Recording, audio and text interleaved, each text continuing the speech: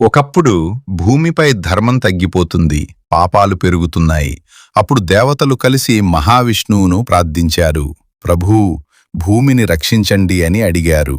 అప్పుడు శ్రీ మహావిష్ణువు నేను భూమికి అవతరిస్తాను అని అన్నారు.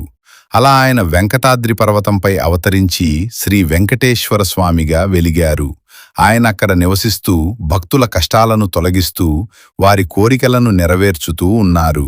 ఒకరోజు ఒక పేద భక్తుడు చాలా కష్టాల్లో స్వామిని ప్రార్థించాడు. స్వామి, నాకు సహాయం చేయండి అని కన్నీళ్లు పెట్టుకున్నాడు. ఆ భక్తి చూసి స్వామి మనస్సు కరిగింది. ఆయన వేషం మార్చుకుని సాధారణ మనిషిలా వచ్చి ఆ భక్తునికి సహాయం చేశారు. ఆ భక్తుడు తెలియకపోయినా తరువాత తెలుసుకుని గోవిందా అని పిలిచాడు. ఆ రోజు నుంచి గోవిందా అనే నామం చాలా శక్తివంతమైంది. ఎవరైనా భక్తితో గోవిందా అని పిలిస్తే స్వామి వెంటనే వారి దగ్గరకు వస్తారని నమ్మకం.